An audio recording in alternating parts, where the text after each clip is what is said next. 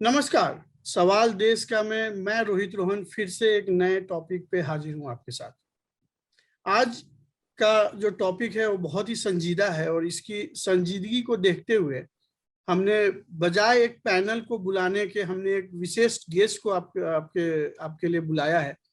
ये विशेष guest mister Anoop Kumar ji हैं जो एडवोकेट ऑन रिकॉर्ड हैं सुप्रीम कोर्ट में। तो अनूप जी, आपका बहुत बहुत स्वागत है। नमस्कार, अनूप जी, धन्यवाद। अनूप जी, मैं आपसे आज बहुत ही सीरियस मैटर पे चर्चा करना चाहता हूँ। बेसिकली आपने देखा होगा न्यूज़पेपर में और सबको पता है कि कोविड की वजह से जो कोविड की सेकेंड लहर आई है, जो दूसरी लहर आई है, उसमें काफी लोगों ने अपने जान गंवाए हैं। तो मैं सबसे पहले ये जानना चाहता हूँ, अगर अगर कुछ आप लोकल न्यूज़पेपर की माने तो जैसा कि आजकल एकल फैमिली चलती है, मतलब हस्बैंड वाइफ और दो बच्चे, तो पता चला कि हस्बैंड वाइफ एक्सपायर कर गए और दो बच्चे घर में रो रहे थे और उनके बॉडी को भी कोई ले जाने वाला नहीं था। ऐसे भी केस हुआ है। एक ऐसा केस हुआ जिसमें फादर अपने बड़े बेटे को का अंत्येष्टि करके जब वापस घर पे आया तो ही फाउंड कि उसका दूसरा बेटा भी मरा हुआ था कोविड से। तो आपसे मैं जानना चाहता हूं कि right to health is a basic right of a human in India. हम सभी नागरिकों का सबसे बेसिक राइट है। तो ये इसमें चूक कहाँ हो रही है? क्यों लोगों को सही इलाज नहीं मिल रही है? तो इसके लिए कौन जिम्मेवार है? सबसे धन्यवाद। सबसे पहले मैं राइट टू हेल्थ के बारे में बोलूँगा, क्योंकि मैं लीगल फील्ड से हूँ। आपने बिल्कुल सही कहा, राइट टू हेल्थ एक बेसिक राइट है और राइट टू हेल्थ केयर या मेडिकल फैसिलिटी को मूलभूत अधिकार माना गया है। जी। हमारे कॉन्स्टिट्यूशन के part 3 of the constitution fundamental right या मूलभूत अधिकार के बारे में कहता है जी। जो गवर्नमेंट, वो अधिकार हमें मिले हुए हैं और गवर्नमेंट इज ड्यूटी बाउंड, सरकार का ये कर्तव्य है, वो ड्यूटी बाउंड है कि वो बेसिक जो हमारे मूलभूत अधिकार हैं उनकी रक्षा हो। तो right to health care facility और मेडिकल फैसिलिटी जो भी कहें, वो हमारे संविधान के अनुच्छेद 21 का एक पार्ट है। ये सवाल राइट टू हेल्थ केयर के बारे में, ये सवाल अगर मेरी जानकारी सही है तो मुझे लगता है सबसे पहले ये 1988-89 के आसपास राकेश चंद्र नारायण के केस में सुप्रीम कोर्ट ने ये निर्णय लिया था। जी।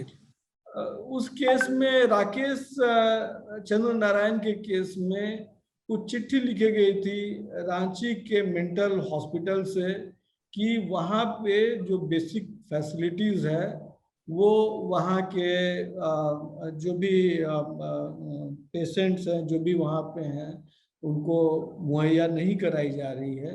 सुप्रीम कोर्ट ने इसका संज्ञान लिया था।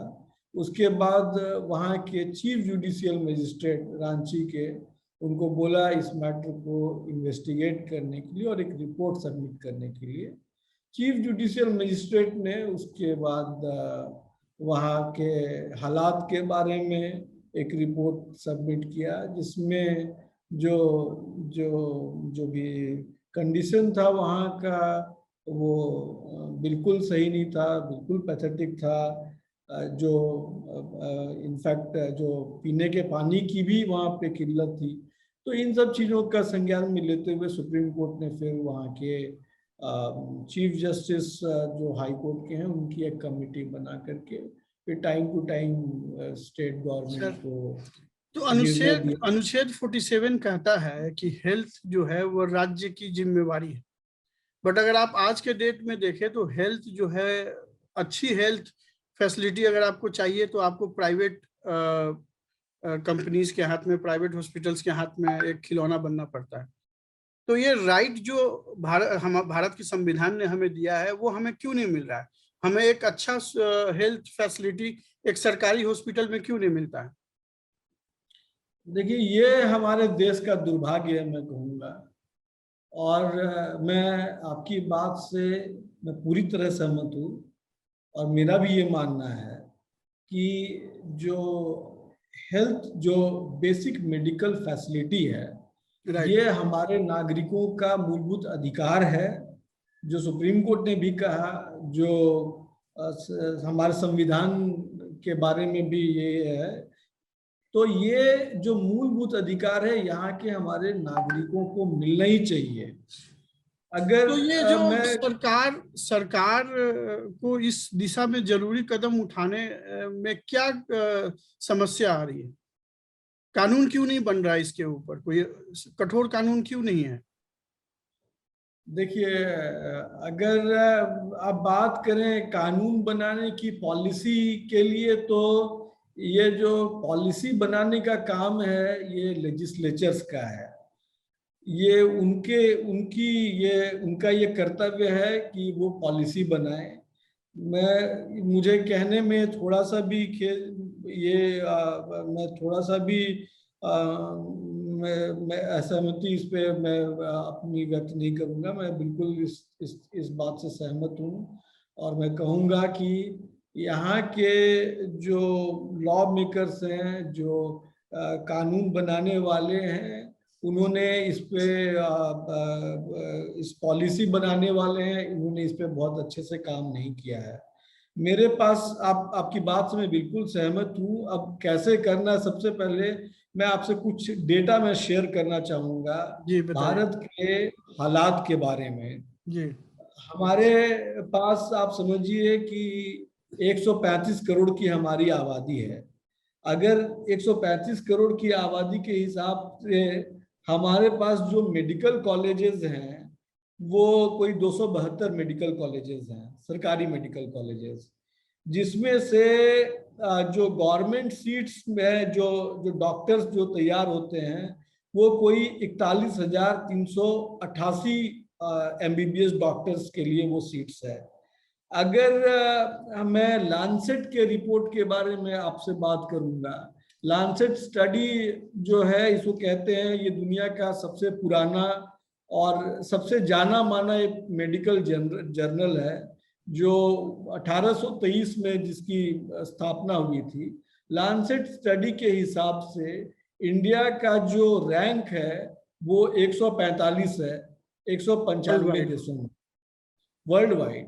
हम क्वालिटी और एक्सेसिबिलिटी के हिसाब से अगर देखें तो हेल्थ केयर में हम अपने नेबर चाइना से, इवन बांग्लादेश और श्रीलंका, भूटान से भी पीछे हैं। बांग्लादेश से भी तो पीछे हैं। बांग्लादेश से भी पीछे हैं अगर आप बहुत उस शर्म हेल्थ की केयर बात, के बारे बहुत ही में शर्म बात की करें। बात।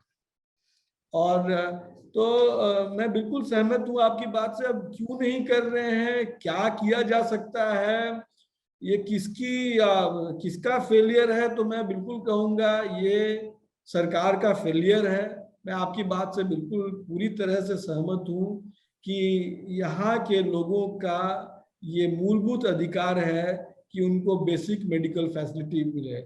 इससे एक कदम आगे बढ़ाकर मैं बोलूंगा कि इनफैक्ट सुप्रीम कोर्ट ने 1996 में एक जजमेंट दिया था, पश्चिम बंग खेत मजदूर समिति।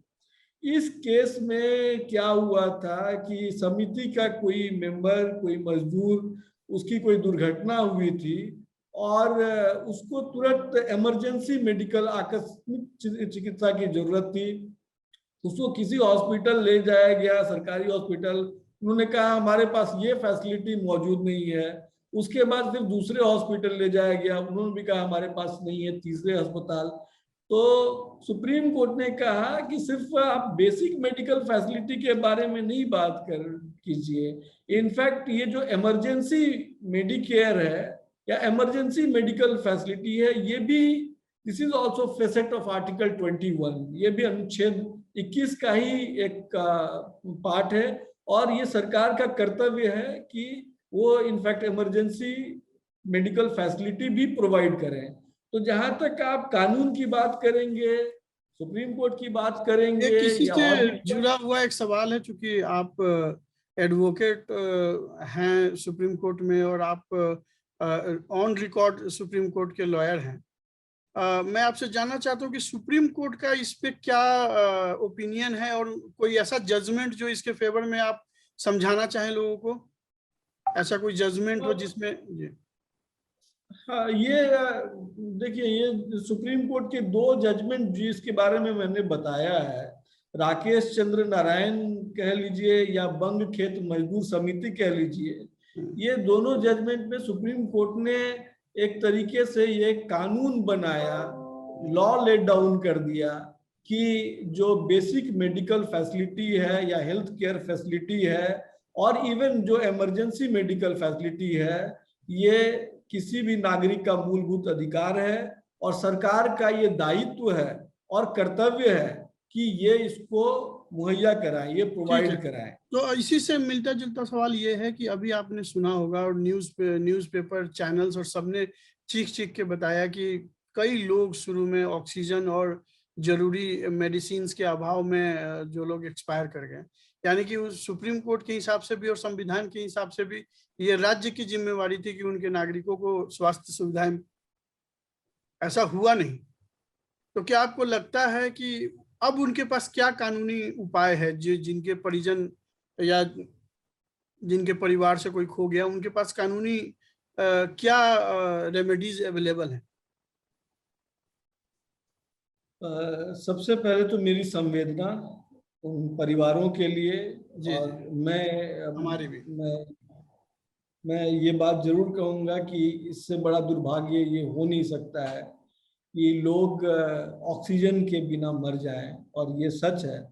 और हमारे देश की इस मामले में किरकिरी भी है, विदेशों में भी उनके पास।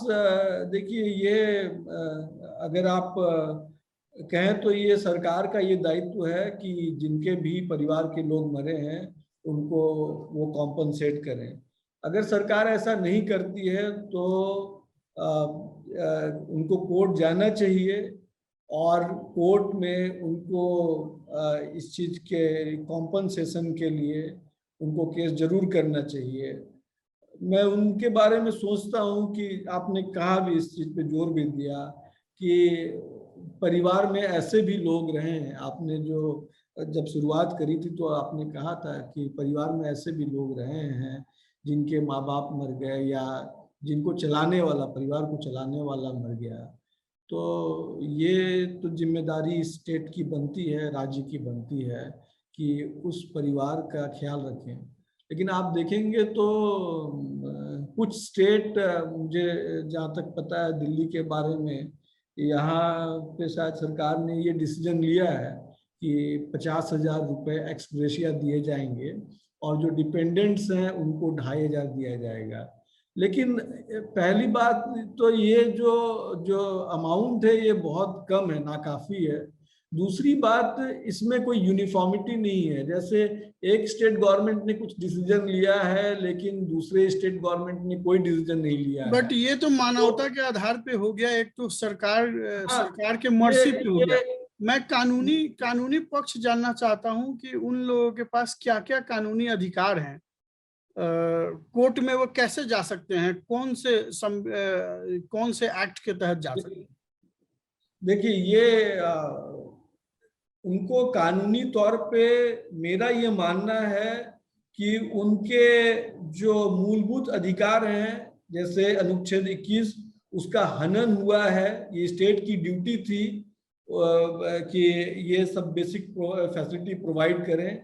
अगर स्टेट ने नहीं किया है और इससे डेथ हुआ है, किसी की जान गई है, तो उनके जो रिलेटिव्स हैं, उनके डिपेंडेंट हैं, वो हाई कोर्ट में रिट पिटीशन फाइल कर सकते हैं, या जो अनुच्छेद 226 में वो रिट पिटीशन फाइल कर सकते हैं, या अगर वो चाहें तो सीधा सुप्रीम कोर्ट भी आ सकते हैं। प्रतिदिन देखिए 8 बजे रात्रि 9 बजे सुबह राष्ट्र प्रथम की बात ललित सुमन के साथ कात्यायनी टीवी पर। जैसे कि आपने सुना भी होगा और एक्सपीरियंस भी किया होगा कि कोविड के जो पहली बार जो इंडिया में कोविड आई थी और जब दूसरी बार इंडिया में कोविड का फिर से लहर आई है, इन दोनों बार कुछ प्राइवेट हॉस्पिटल्स ने जम के लूटपाट मचाया, मतलब लोगों से ऐसे तैसे पैसा लिया और खूब सारे पैसे लिए।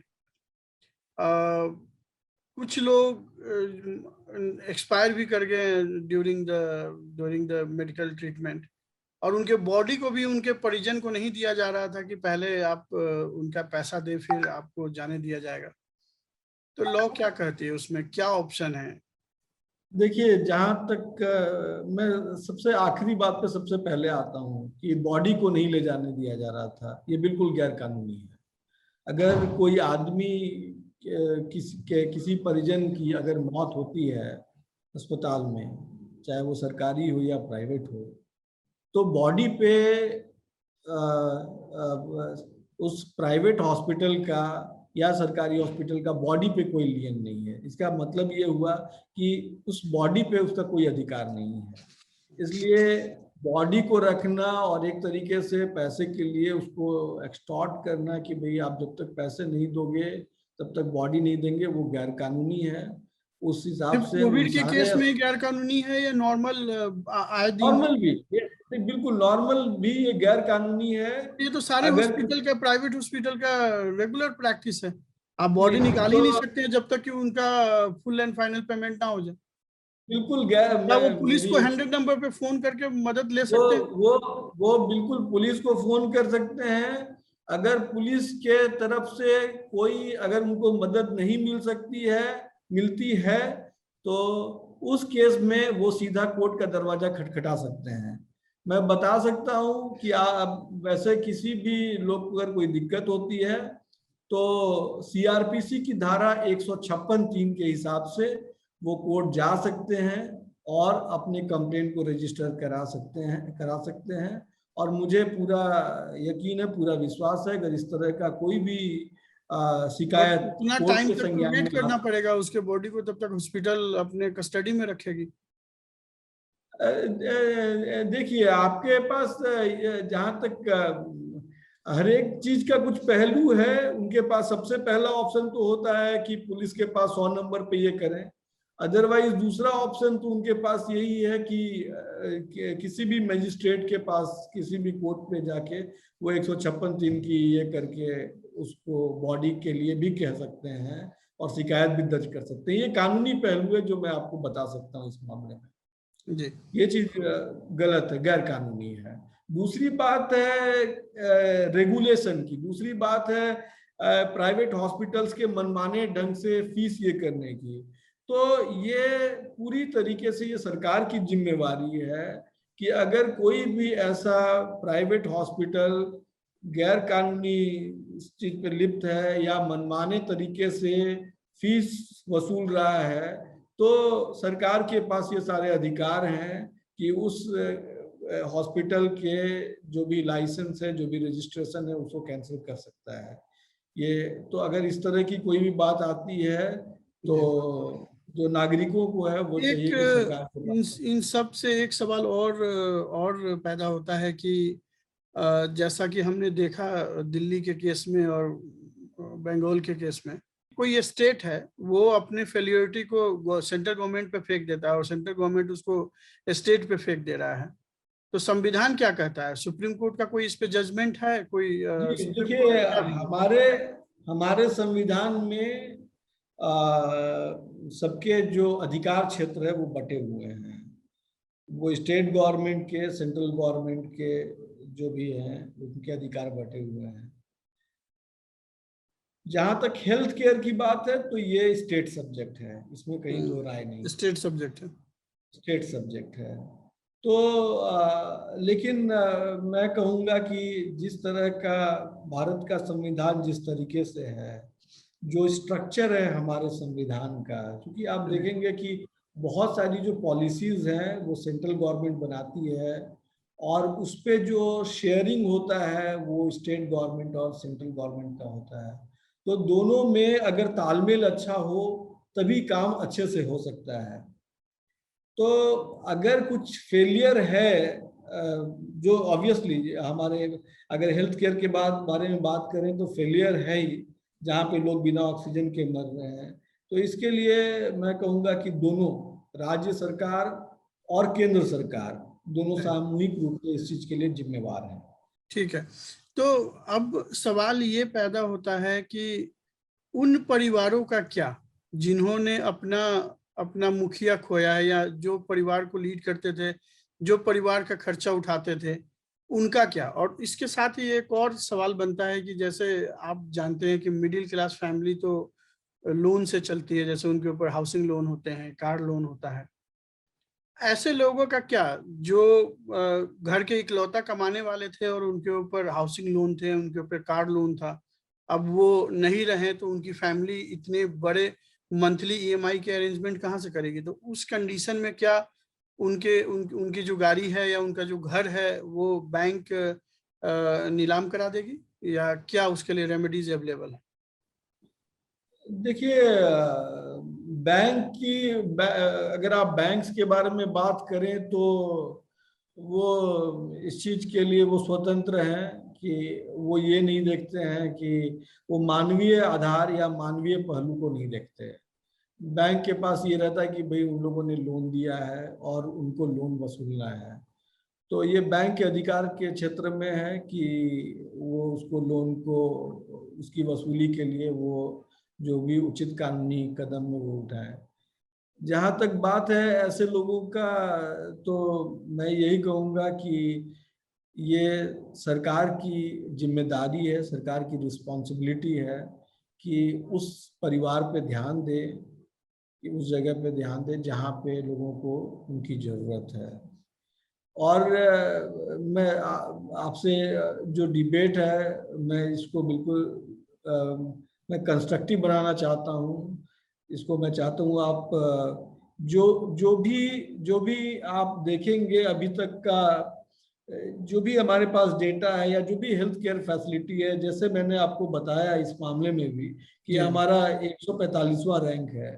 कुछ कुछ न्यूज़, कुछ जानकारी मुझे मिली नांदेड़ गुरुद्वारा मैनेजमेंट के बारे में, जो महाराष्ट्र में है। बताइए। उन लोगों ने अगर आपने देखा होगा तो गुरुद्वारे मैनेजमेंट ने ये निर्णय लिया कि उनके पास जो भी फंड्स हैं उससे वो मेडिकल कॉलेज कम हॉस्पिटल बनाएंगे। अच्छा। जिससे वहाँ के जो भी आसपास के लोग हैं जिनको दूर दूर जाना पड़ता है हेल्थ केयर मेडिकल फैसिलिटीज के लिए, चिकित्सा सुविधा के लिए, उनको वहाँ पे मिल जाए। आपने सही कहा है, ये दुर्भाग्य है और ये फेलियर है स्टेट गवर्नमेंट का और सेंट्रल गवर्नमेंट का कि वो जो हमारे फंडामेंटल, जो हमारे मूलभूत अधिकार हैं उसको वो मुहैया नहीं करा पाए। लेकिन मैं चाहता हूं कि जो इस तरह का स्टेप गुरुद्वारा ने जो लिया है उस तरह का कदम स्टेट गवर्नमेंट या सेंट्रल गवर्नमेंट उनको ये कदम लेना चाहिए और हर एक डिस्ट्रिक्ट में एक मेडिकल कॉलेज कम हॉस्पिटल होना ही चाहिए। आप बिल्कुल, तो इस तरीके से देखिए हमारे प्रजातंत्र में लोगों को सामूहिक तौर पर आना पड़ेगा, प्रेशर बनाना पड़ेगा सरकार के ऊपर, उनको बताना पड़ेगा जो सरकारी जो खर्च होता है किसी भी जगह पे वो हमारा और आपका पैसा है, चाहे वो भवन बनने में खर्च हो, चाहे वो किसी भी चीज में खर्च हो। और जो पैसा जो उन परिवारों को भी जाएगा, सहानुभूति जिनके साथ हमारी है, जिनके परिवार के लोग हुए हैं, तो अनूप जी जो आप एग्जाम्पल दे रहे थे जिस संस्थान का, तो क्या उनको सरकार से परमिशन नहीं मिल पा रही है वहाँ पे लोकली हॉस्पिटल खोलने के लिए या इस टाइप के मेडिकल हेल्थ केयर का अरेंजमेंट वहाँ पे करने के लिए? नहीं, उन लोगों ने जो नांदेड़, ये मुझे नहीं पता ये उनको फैसिलिटी, उनको परमिशन मिला है कि नहीं मिला है, लेकिन जो अभी 1-2 दिनों पहले जो मैंने पढ़ा सोशल मीडिया के थ्रू आप कह लीजिए, उसमें ये था कि गुरुद्वारा मैनेजमेंट ने, उनके पास काफी पैसा है, उससे वो मेडिकल कॉलेज कम हॉस्पिटल बनाएंगे। तो मेरा कहना है कि हमारे पास 640 डिस्ट्रिक्ट है, अगर सरकार चाहे तो मेडिकल कॉलेज कम हॉस्पिटल हर एक जिले में बना सकती है। इससे जो हमारे डॉक्टर्स की आप सिर्फ संख्या अगर आप ये कर लें, अगर 250 डॉक्टर भी हर एक साल तैयार होते हैं तो हर एक साल लगभग 1,60,000 डॉक्टर्स तैयार होंगे। मेरा कहना ये है कि देखिए हम लोगों ने खोया है, हम लोगों ने अपनों को खोया है, हम लोगों ने करीबियों को खोया है, हम लोग जानते हैं। तो अब इस तरीके से सरकार के ऊपर जो प्रजातांत्रिक व्यवस्था है उसमें लोगों को चाहिए कि सरकार के ऊपर प्रेशर बनाए, सरकार को इस चीज के लिए करें कि जो पब्लिक मनी है, जो सरकार, जो लोगों का पैसा है, उसको सही तरीके से खर्च करें। और हर एक, जैसा मैंने कहा, हर एक जिले में एक मेडिकल कॉलेज का हॉस्पिटल, उसके अलावा नर्सिंग स्टाफ, ये सब होना चाहिए। ये मेरा मत है। तो अनूप जी, कोई क्लोजिंग कमेंट आप देना चाहते हैं? मेरे ख्याल से काफी फ्रूटफुल रहा आज का डिस्कशन, लोगों को काफी कानूनी जानकारी आज मिल गया होगा। हम उम्मीद करते हैं कि कोविड के समय में सब लोग सुरक्षित होंगे, और अब धीरे धीरे कोविड का फैलाव तो रुक रहा है, बट अनफॉर्चुनेटली डेथ रेट नहीं गिर पा रही है, अभी भी सेम ही बना हुआ है। Every day more than 4,000 people are dying due to Covid. मेरा क्लोजिंग कमेंट मेरा यही होगा कि जो लोगों ने, जिन लोगों ने भी खोया है अपनों को, उनसे मेरी संवेदना है। अगर किसी को भी ऐसा लगता है या मुझे ऐसा लगता है कि ये सरकार का ये फेलियर है, जो सरकार अपने कर्तव्य को नहीं कर पाई, और इस केस में वो चाहें तो कोर्ट आ सकते हैं और कोर्ट के थ्रू अपनी बात वो कह सकते हैं। तो मैं कात्यायनी के सभी दर्शकों को बताना चाहता हूं कि जैसा अनूप जी ने बताया, हमारे पास मेडिकल नेग्लिजेंस के लिए काफ़ी लीगल ऑप्शंस अवेलेबल हैं। ज़रूरत है कि हम अपने अधिकारों को समझें और अपने अधिकारों के लिए लड़ें। नहीं तो ये स्टेट गवर्नमेंट और सेंट्रल गवर्नमेंट ये आपस में बॉल गेम खेलते रहेंगे और हम अपने परिजनों को खोते रहेंगे। तो इसी के साथ आज का ये प्रोग्राम कानूनी सलाह पे आज का यहीं पे समाप्त होता है। फिर किसी नए टॉपिक के साथ कल हम फिर हाजिर होंगे सवाल देश का में रोहित रोहन के साथ। बहुत बहुत धन्यवाद। नमस्कार। धन्यवाद अनूप जी।